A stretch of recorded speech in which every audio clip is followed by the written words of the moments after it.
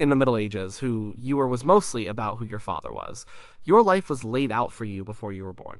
This wasn't just a general idea, it was a system, and that system was built on what was hereditary. A hereditary was anything passed down through the family line. It could be a castle. It could be a small plot of land. It could even be a job, your name, your status, your future. All of it came from your blood. This seems strange to us now. We think about making our own way in the world. But in medieval times, society needed stability above all else. Life was hard and uncertain. Famine, disease, and war were common. People believed that a fixed social order was the only thing preventing total chaos. A god put everyone in their place. The king was a king because his father was a king. A peasant was a peasant because his father was a peasant. Questioning this was like questioning God's plan. It was dangerous. The entire social structure rested on this idea. You had the people who fought, the nobility. You had the people who prayed, the clergy. And you had the people who worked, the peasants. For the fighters and the workers, your place was almost always hereditary. If you were born the son of a duke, you would be a noble. You would learn to fight, to ride a horse, and to manage land. If you were born the son of a serf, you would work the same fields your father worked. You would owe the same duties to the same lord. The most important hereditary of all was land. Land was everything. It wasn't just property like a house is today. Land was the source of all wealth. It produced food. It provided wood for fuel and building. People lived on it. Armies were raised from it. Power wasn't measured in money, not really, it was measured in acres. A king was powerful because he controlled the most land. A baron was powerful because the king gave him a piece of that land, and a peasant had a place in the world because he worked a tiny piece of that baron's land. So passing down land was the most important transaction in society. It had to be done in an orderly way. If a great lord died and his sons fought over his land, it could lead to war. A civil war could destroy a kingdom. To prevent this, rules were created. These rules of inheritance were strict. They were designed to make the transfer of power smooth and predictable. The goal was to have a clear successor. One person who would take over without any questions. Of course, it didn't always work that way. People are complicated, families are messy. The rules were often bent or broken, but the idea itself was the foundation of their world. The idea that a person's rights, property, and duties were a legacy. They were inherited from the past and were to be passed on to the future. It was a chain connecting generations. Your life was just one link in that long chain. You received your inheritance, you held it for your lifetime, and then you passed it on. This was the great responsibility.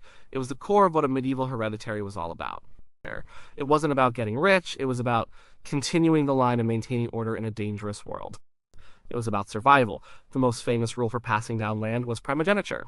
The word just means firstborn, and that's what it was. The firstborn son got everything. All the land, all the titles, all the castles, and all the power. This might seem unfair to the other children. And it was, but it served a very practical purpose, especially for the great noble families. Imagine a powerful duke. He controls a huge territory, a duchy. This duchy provides soldiers for the king. It maintains order in its region. It is a single, powerful unit. Now imagine the duke dies and has 4 sons. If he divides his duchy into 4 equal parts, you no longer have one strong duchy. You have 4 small, weak counties. These small counties might fight each other. They couldn't provide as many soldiers for the king. The power of the family would be shattered in a single generation. The primogeniture prevented this. By giving everything to the eldest son, the duchy remained whole. The family's power remained concentrated. The new duke had the same resources and authority as his father. It ensured continuity. The king was happy because his powerful vassal remained powerful. The region was stable because there was a clear line of succession. It was a brutal but effective system for preserving wealth and power. So, what happened to the younger sons? They had to find their own way. They were still nobles, but they had no land of their own. Their options were limited. One common path was the church. A younger son could become a bishop or an abbot. This was a respectable career. It offered power and wealth, just of a different kind. The church was a massive landowner itself, so a high-ranking churchman was a major figure. Another option was the sword. A younger son could become a knight in his brother's household, or he could seek his fortune elsewhere. He might join a crusade, hoping to win land in the Holy Land. He might become a mercenary, selling his fighting skills to the highest bidder. His best hope was often to marry an heiress. If a lord died leaving only a daughter, she would inherit the land. Whoever married her would gain control of that land. So, the marriage market for heiresses was very competitive. Younger sons were always looking for that one good match that would make their fortune. This system of passing down land and titles worked its way down the social ladder. A baron with several manors would pass them all to his eldest son. A simple knight with a single manor and a small estate would do the same. It was all about keeping the property together. But what about the vast majority of people? The peasants who worked the land. They didn't own land in the way we think of it. The land belonged to the lord of the manor, but a peasant family might have the right to farm certain strips of land in the village fields. These rights were also hereditary. When a peasant farmer died, his eldest son would typically take over his father's strips of land. But he didn't just inherit the land, he inherited the obligations that went with it. He had to work on the lord's own land for a few days a week. He had to give the lord a share of his crops. He had to pay fees to use the lord's mill to grind his grain. If his father owed the lord a debt, the son now owed that debt. For a peasant, the hereditary was both a blessing and a curse. It gave him a place in the world. It gave him a way to feed his family. He wasn't homeless, but it also tied him to the land. A serf was not free to leave the manor. His status as a serf was hereditary. He was born into it, and his children would be born into it. His inheritance was a piece of land he could never own, and a set of duties he could never escape. The chain of property tied everyone to their place, from the duke in his castle to the farmer in his hut. It was the blueprint for their entire society. Inheritance in the Middle Ages was about more than just land and titles. The principle of passing things down through the bloodline seeped into almost every aspect of life. A person could inherit a job, a debt, a feud, or even a specific role in a village festival. The hereditary idea was a way of organizing the world. Think about jobs. Many skilled trades were hereditary. The village blacksmith was a good example. A blacksmith had special knowledge. He knew how to work metal, how to shoe a horse, how to mend a plow. This was a valuable skill. It was usually passed from father to son. The son would work as an apprentice in his father's forge from a young age. He learned the trade by watching and doing. When his father grew old or died, the son was ready to take over. It was natural. He had the tools, he had the workshop, and he had the knowledge. The village still had its blacksmith. The lord of the manor was happy because the work got done. It was another example of stability. This applied to other roles too, the village miller. The forester who managed the lord's woods. Even some offices of state could be hereditary. A king might grant a certain family the hereditary right to be the royal cupbearer or the king's champion. This was a great honor. It meant that family would always have a special place at court. The job itself might be mostly ceremonial, but the status it conferred was real. It was a permanent mark of royal favor passed down with the family name. You also inherited obligations. These weren't always pleasant. If your father died owing money to someone, you were now responsible for that debt. You inherited his financial burdens just as you inherited his tools. Feudalism was built on a web of inherited obligations. A knight's son inherited not just his father's small manor, but also the duty to fight for his lord for 40 days a year. This was the core of the feudal contract. The land was a payment for military service, and this arrangement was hereditary. Even personal conflicts were hereditary. If your father was in a feud with another family, that feud was now yours. An insult from a generation ago could lead to bloodshed today. These vendettas could last for centuries, pass from father to son like a dark inheritance. The duty to avenge your family's honor was as real as the duty to work the land or fight for a lord. And what about women? Their role in the hereditary system was unique and complicated. In most cases, women could not inherit land or titles if there was a male heir. Even a distant male cousin often had a better claim than a daughter. The system was designed to keep property in the hands of men, who could perform military service. But women were still a vital part of it. A woman's inheritance was usually her dowry. This was the wealth money, goods, or land that her family gave to her husband when she got married. And a large dowry made a woman a more attractive bride. It was how her family passed wealth on to her, but it went through her husband. A woman did have some property rights of her own. She was entitled to a dower. This was a portion of her husband's property, usually about a third, that she was entitled to use for the rest of her life if he died first. This was her security. It ensured she wouldn't be left destitute as a widow. When she died, the dower land would go back to her husband's male heir. She only had it for her lifetime. The great exception was the heiress. If a lord died with no sons, his daughter might inherit everything. An heiress was a person of immense political and economic importance. She held the land and the title, but she was a woman in a man's world. She could not lead an army into battle. It was expected that she would marry, and her husband would become the new lord of the land, managing it in her name. This made heiresses into political pawns. Kings and powerful nobles would arrange their marriages to control their lands. The choice of a husband for a great heiress could determine the fate of a region. Marrying an heiress was the fastest way for a man, especially a younger son, to gain power and land. A woman's hereditary role was often passive. She was the vessel through which land and titles were passed from her father to her husband and then to her son. She was a link in the chain, but she was rarely allowed to be its master. The system of hereditary succession was meant to create order. But it often created chaos. The rules were clear in theory, but life was messy. When the neat line of father to eldest son was broken, the result could be a family dispute, a lawsuit, or a full-blown war. The system's failures are some of the most dramatic stories of the Middle Ages. The most common problem was the failure to produce a male heir. A king or a great lord could have a dozen daughters, but in most places that didn't matter. He needed a son. Without a son, the direct line was broken. This created a succession crisis.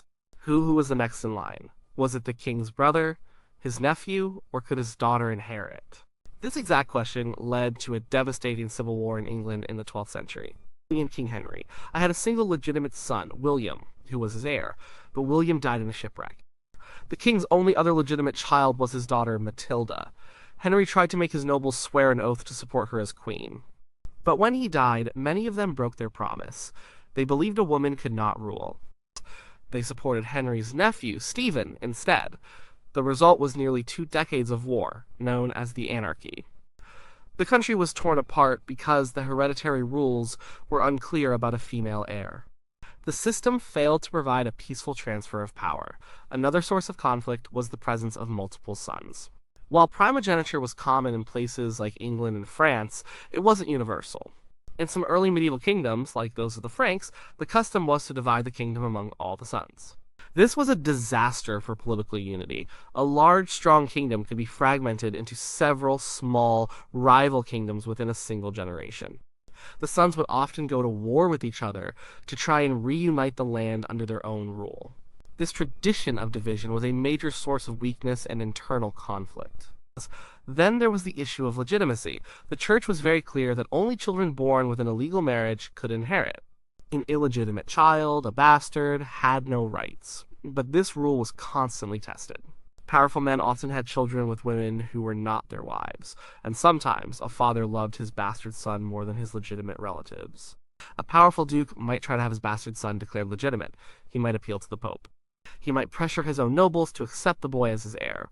This almost always caused trouble. The man's legitimate family members, like his brothers or nephews, would see their own inheritance being stolen. They would fight to protect their rights. The most famous bastard in medieval history is William the Conqueror.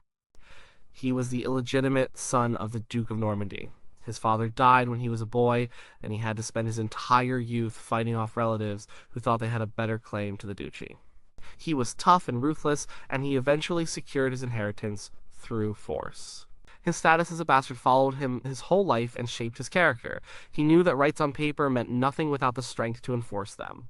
When these disputes couldn't be solved by war, they ended up in court. Every lord had a manorial court to settle disputes among his tenants. These courts spent a lot of time on inheritance cases. Who had the right to farm a certain strip of land? Was this man truly the son of the last tenant? Wills could be challenged. People claimed they were forged or written under duress. Witnesses would be called. Old documents would be examined.